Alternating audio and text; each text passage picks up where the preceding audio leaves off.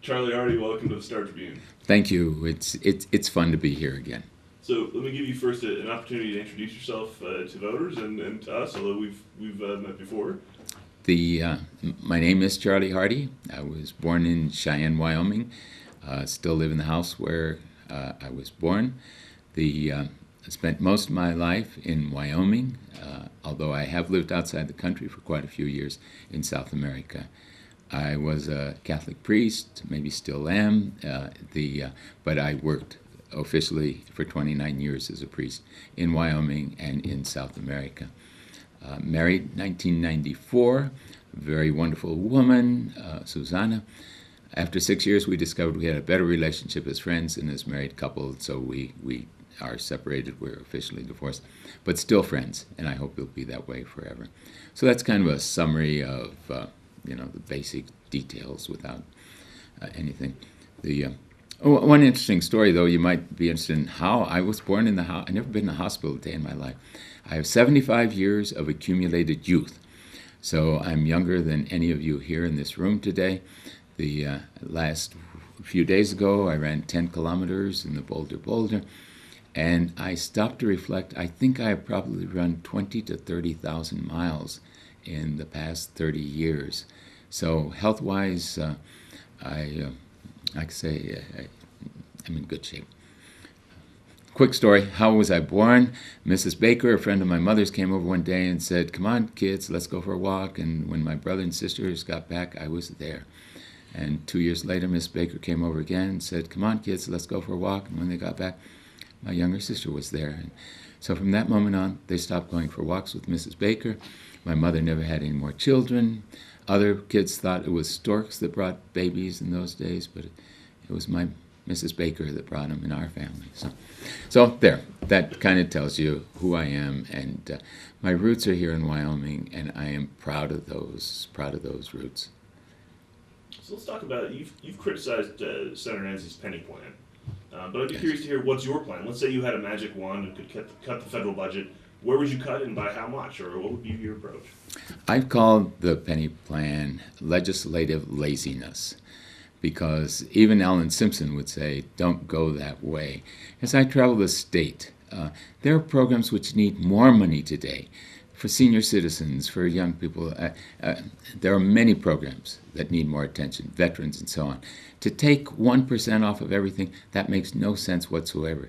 There are programs that should be dropped. There's others which should be expanded.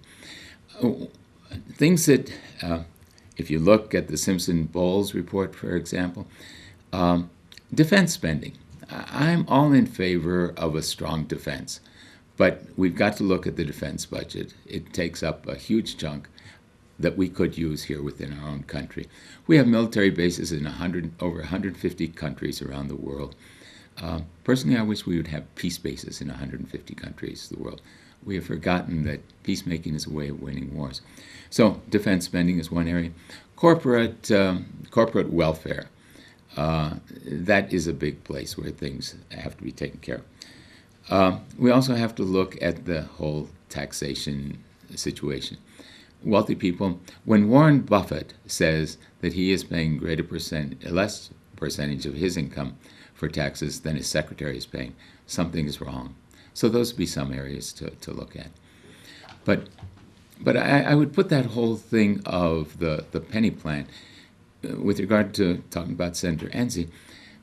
I think he's losing touch with reality.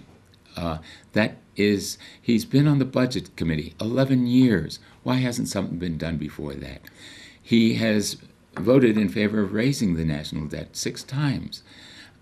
He says he can't sleep at night because of the national debt.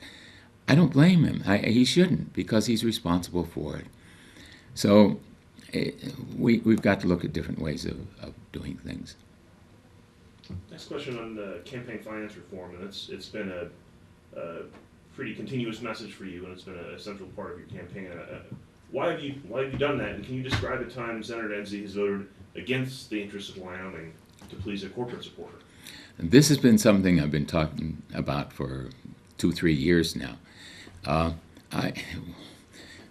My parents taught me that a good politician should listen to the people and should accompany them in their struggles. And what's going on today is you have politicians listening to money and accompanying those on Wall Street in their struggle for more money. It is really legalized bribery, legalized corruption that goes on in Washington. Someone goes in, oh, it's not for the senator, it's not for the representative, it's for their campaign fund. But as soon as you get in, the whole thing is building up a war chest so that you can stay in another time, so that you will vote another way. People will say, I had one assistant to a senator say, that money doesn't affect the vote at all. Oh, you take a look when the money came in and what the vote was for. It's a big problem. Senator Simpson again has said, we've got to find another way for campaign financing. Talk about federal funding for campaign financing. I never understood it, but I think there's something to that in getting, again, we're talking about getting money out of politics. If a person can show they have a base of support, maybe raise a certain amount of money with contributions less than $100, then the federal government says, okay, we'll give you so much for your campaign, and everybody is on an equal basis. Once someone gets in, they are locked in, and many times the poor voter is locked in because they're going to get money, they're going to get money, they're going to get money for their campaign. And so we have fought against it. We've only taken contributions from individuals, and I look, here's one $5, here's 10, 15, 25. It's almost all small donations. And we think that's what should, policies, how a person votes, should be more important than the amount of money one is able to amass.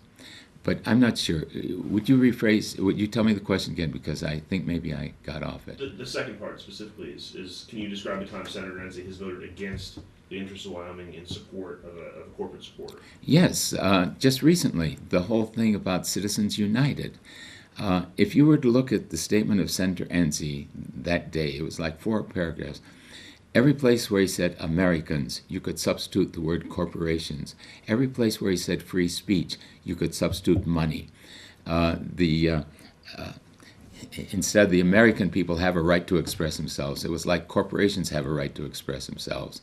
Money has a right to express themselves. That has got to be changed. I was the first candidate for the U.S. Senate in the United States who promised that I would vote in favor of a constitutional amendment to just say corporations are not people, okay? And money is not free speech. He voted that way. In favor of keeping things that way.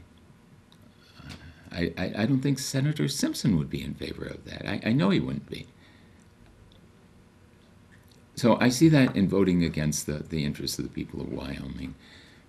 Corporations are not people. Money is not free speech. So let's talk about the Endangered Species Act. With the recent court ruling, Wyoming's gray wolf management policy is on hold.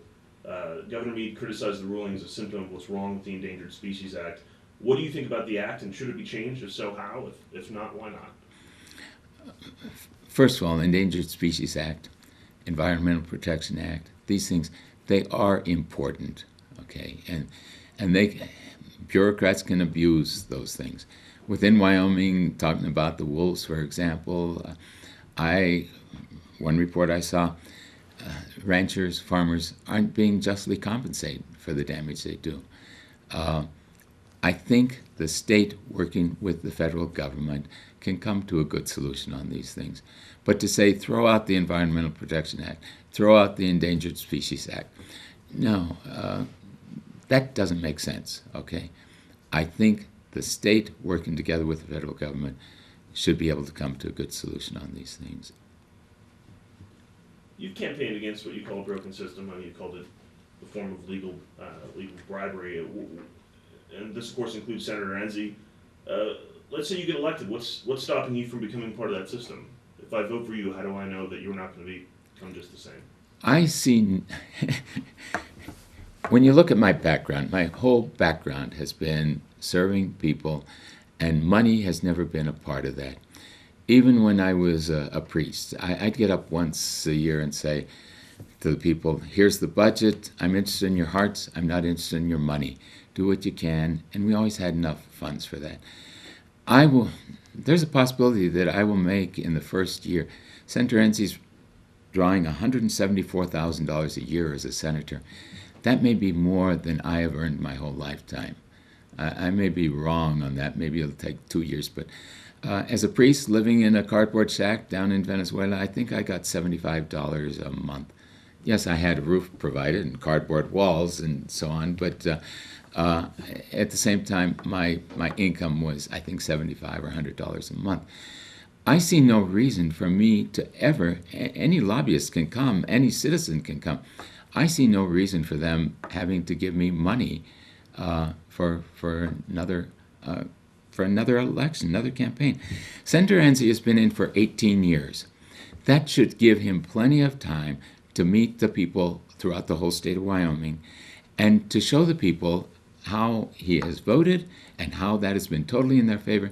He shouldn't need to even campaign at all. He shouldn't need a penny in a campaign fund after 18 years. I see no reason for me to ever have to take any money from any lobbyist. That's not. Oh, I think our founding fathers would cry with the whole system that we have today. They had the idea that people would not become professional politicians, and some of that is what has happened. Jokingly, I saw a T-shirt that said, "Politicians are like diapers; they should be changed often, and for the same reason." But it's something to think about. In Wyoming, we have only had, to the best of my knowledge, one time in the history of our state where a senator has stayed in for more than 3 terms. And that was way back 100 years ago or so. And good men. Senator McGee, for example. I'm not sure about Senator Omani. He was in for a long time. But 18 years is a long time, enough time to accomplish. Even coming up with a penny plan now after 18 years, it's a publicity stunt. And that's all it is. So could you describe for me a decision, a vote, a proposal that Senator Enzi has taken part in or has supported that you agree with? That I agree with? I can name one that some people don't like, and that's having companies that sell on the internet charge the sales tax of local areas. That just makes sense to me. We should not put our local merchants at a disadvantage. On the other hand, one person said to me they went to buy something at a store and it cost $100 locally, and they were able to get on the internet for $40. Okay, that person charging $100 was overcharging. I don't blame the person for going and buying it for $40 on the internet. But that person selling it for $40 on the internet should have, in the case of Cheyenne, 6% tax, should have given $2.40 back to Cheyenne. Your company selling on the internet can do that with programs now very easily, and I feel it's unfair to the local merchants, and I'm in favor of that. Now, that's a place where I would agree with him. Would you like some place where I would disagree with him? Well, I think we've heard a few of those already. Do you have ones otherwise Yeah, that you want I have to some point out? pretty specific ones. For example, the Violence Against Women Act.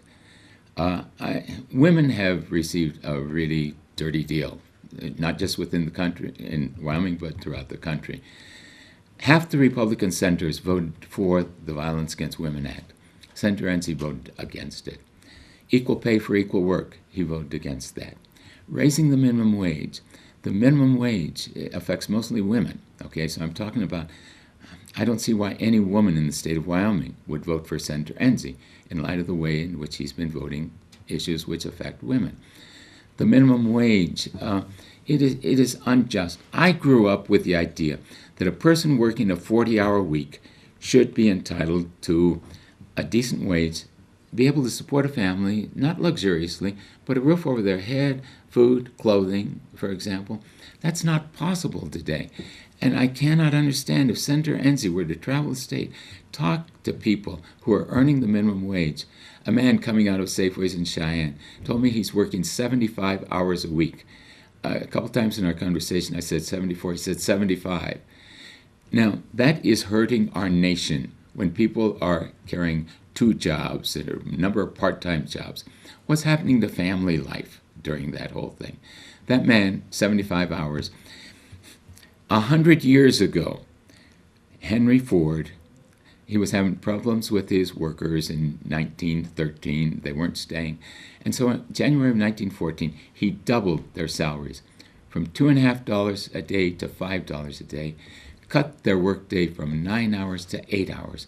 They had 5 hours a week more with their family. They had double their wages. What happened was they were able to buy his cars.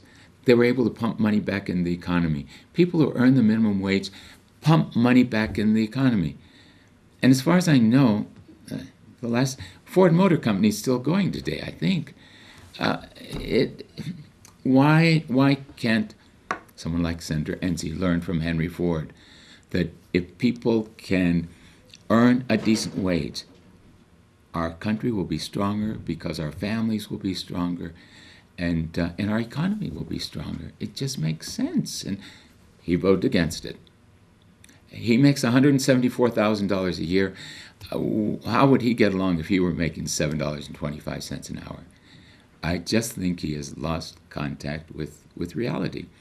Losing contact with reality, a few days ago, National Public Radio, Senator Enzi said when he goes around, he takes pictures of things. And the pollution in Wyoming, the air pollution, it's coming from forest fires in Canada and in other states. I mean, that it does not make sense.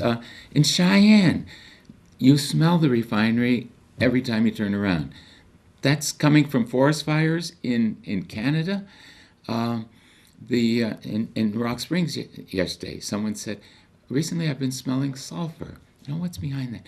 You go up in the northeastern part of the state, where Senator Enzi is from, and look at those huge trucks going down the gravel roads and see the dust flying up in the air. Go and talk to some of the people who live in those neighboring areas. Or a landowner in Cheyenne, close to Cheyenne, who was very upset because they're drilling a well 50 feet from his property. And he says, we have noise 24 hours a day from that. I suppose Senator Enzi would say it's the moose in Alaska that are contaminating the sounds. I don't know. I'm just saying, I think he's a nice guy. Used to talk about working together across the aisle. He worked with Ted Kennedy. But Ted Kennedy's dead, and he's been dead 5 or 6 years now. And I don't see that same working across the aisle. But that's something that that's the typical refrain when they talk about Mike Enzi. If you look at the I know it, and he will say scheme that. of Republican senators, you're saying someone who's moderate, someone who does work across the aisle. And what I'm hearing you say is that you don't think that's true at all. And so he's proud of being the second most conservative person in Congress, representing all the people of Wyoming. I wish he were conservative in the best sense of the term. What we have here is more obstructionism than anything else. I think we would benefit from someone who would continue today to negotiate and not be so proud. I'm conservative, and in my terms, it means voting against anything anybody else proposes. I do not see. Historically, you might say, work across the aisle. That's the first thing that comes out all over the place. I do not see that happening today, and it hasn't been happening for some years now. So you talk about minimum wage, and you've also talked about unemployment and job creation. Wyoming's economy-wise has typically been pretty good over the last few years, especially compared to the national economy. Unemployment very low. Certainly it's been a national topic, but do you think that resonates at all in Wyoming? How are you? It's. I was taught by a nun in high school. There are lies, damn lies, and statistics. And that low employment rate in Wyoming is one of those statistics that doesn't tell the whole picture. There are all kinds of people working part-time jobs, working couple part-time jobs. It sounds nice. It's below 4% and so on. But it is not good. It is not good. There are people in Wyoming earning good wages, high wages. But there are other people who are suffering. There are a lot of people in Wyoming who are hurting today. I go to Gillette, good wages. Then you go into a fast food place, and you see we need, they're looking for more people to work and so on. And I asked the young woman, how much are you making? $8 an hour here, and so much there. I find it being very deceptive. I'm concerned about bringing new industries into Wyoming and bringing industries back to the United States too. An example that comes to my mind, I grew up with Levi's from the time I was a little kid, the ones that are 1 inch too big in the waist and 2 inches too long, and then they shrink the right size. So a few weeks ago, I went to buy a new pair, $50. Recommended price, $64.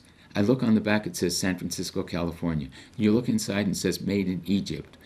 People in Wyoming could be producing those Levi's and could be paid $25 an hour, and they could still be sold at $50 a pair.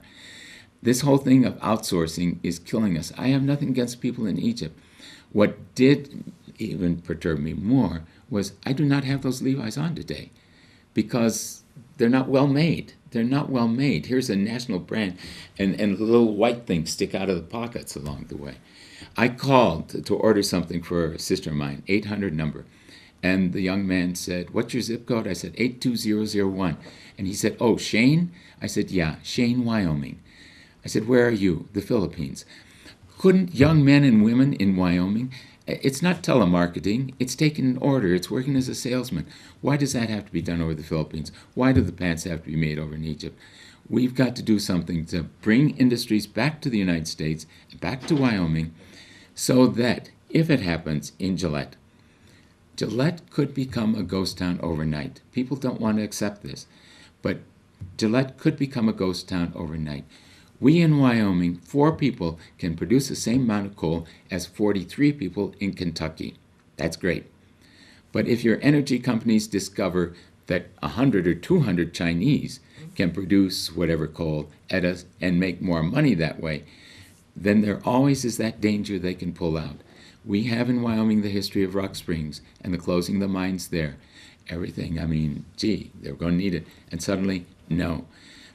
We have the best coal in the world. I hope they will continue to be used. I hope we will pump more money into technology because it is a great resource, but we shouldn't fool ourselves.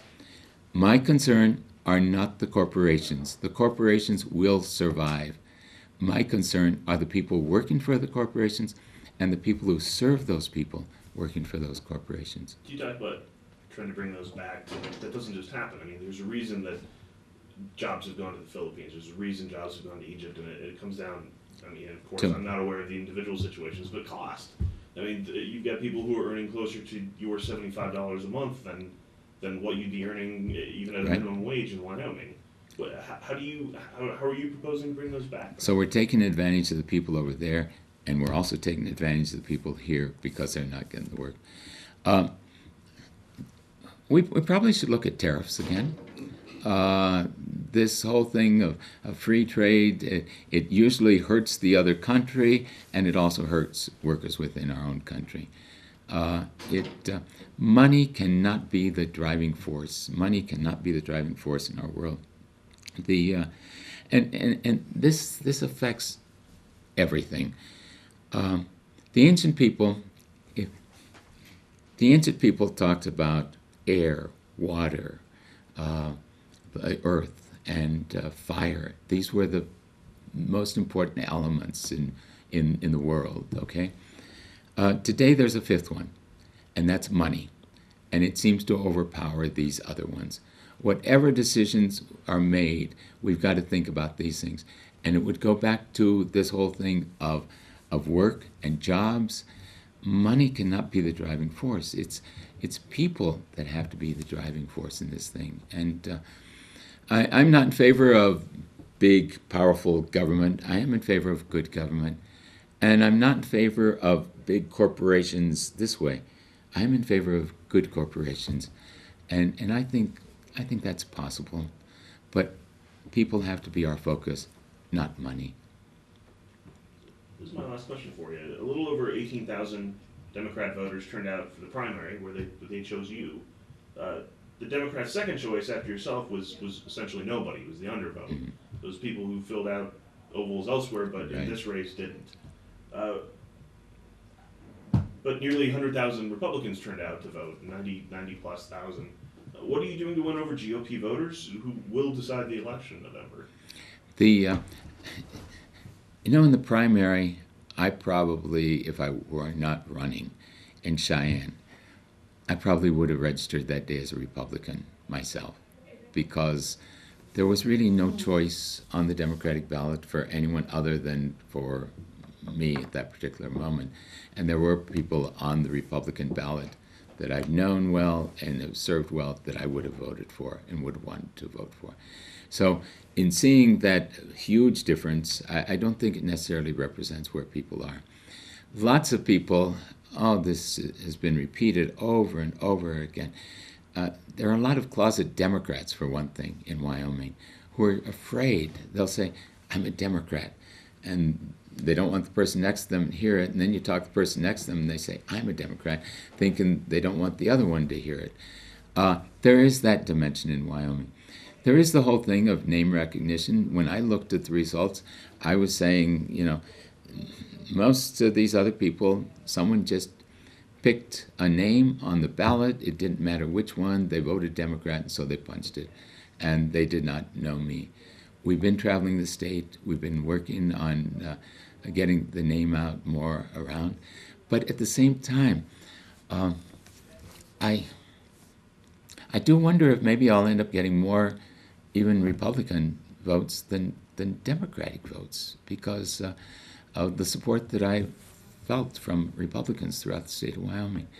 When I was, my mother, one time I said to her, you're Austrian, Dad's Austrian, I guess I'm pure Austrian. And she said, there's no such person. You have a little bit of blood of every race that ever existed. I feel the same way about that in Wyoming. I tried to run a few years ago as an independent. I've got Republican in me. I've got Libertarian in me. I've got Independent in me. In Wyoming, first of all, we're neighbors. When someone comes to me and says, and this happened only a few times, I'm Republican, and starts to walk away, I say, have you lived in Wyoming very long? First of all, we're neighbors. And when we talk to each other, we see that we have a lot more in common. And I'm banking on that. We're expecting a surprise. Odd makers may say we have the least chance of anyone in the whole country. And yet there's people making a documentary because they feel something exciting is happening here. And when we win in November, it's going to be I have in my mind the picture of Harry Truman standing with a newspaper where it says, Dewey wins. Nobody is expecting anything to happen here, but I think there's rumbling going on it's going to be exciting. It's going to be exciting. Photo's never been a very feel-good photo for newspapers, I got it. Yes. Newspapers are sometimes wrong. We're with the Casper Star-Tribune, but there was a candidate in Cheyenne who didn't get the endorsement, and he won, and the one that was endorsed came in third. I have a great amount of faith in journalism still, and I don't envy you all, but you're challenged too. It's not just Charlie Hardy who's challenged. You're challenged to think, what does Wyoming really need? Who could really make a difference? And I just think Senator Enzi has been in for 18 years, and his effectiveness has gone way, way, way down. After 18 years, I talk to friends around the United States, and they say, who are you running against? And I'll say, Mike Enzi, and they'll say, who? So many times now, when people ask me, I just say, Senator, who? 18 years. We have had great senators in this state over the course of the centuries. I think back to Joseph Omani, who I was just a little kid when he was there. Gail McGee, Alan Simpson. These people made an impact, not just on Wyoming, but on the whole nation, and I would say on the whole world. After 18 years, I do not see that Senator Enzi has had that impact. Well, any other questions? Well, let me give you a couple minutes for a closing statement. My biggest concern, and behind all that I've said, these are changes I'd like to see, but my biggest concerns are there are kids in Wyoming who are going to go to bed hungry tonight. That wasn't the case in former years. There's more poverty than ever. We should be ashamed of the fact that on Friday afternoons in many towns in Wyoming, people are putting food in backpacks so the kids' families will have something to eat over the weekend. In Cheyenne, I think it's 600 backpacks, and they could do a lot more. I'm worried about people working 40 hours and not making enough to get through the next week. I'm worried about people who are sick and aren't going to get the medical attention they should. In Cheyenne, you go over the viaduct and there's a big sign that says bankruptcy. Bankruptcy, it's an answer. And the major reason for bankruptcy are hospitalization costs. I'm worried about veterans who are not getting the attention they should. And I'm worried about women who I mean, you can say dollar, another day, another dollar. For a woman, it's another day, another 70 cents. That's not fair. And in all of those areas, I feel Senator Enzi has failed these people who are suffering. And that, in the way of concern, those are my big concerns. Thank you so much for being with us. And thanks. I hope this has been fun for you. It is fun for me. On a radio program in Green River, I was asked, "Are you tired of journalists asking you questions?" And I said, "No, really, I'm not tired. It's energizing and it's fun. And again, you people are terribly important, terribly important. We don't have millions of dollars to spend on advertising, but we're hoping that we will make Senator Enzi spend every last penny of his on advertising, and in that way help you." Thank Okay. you. Thank you.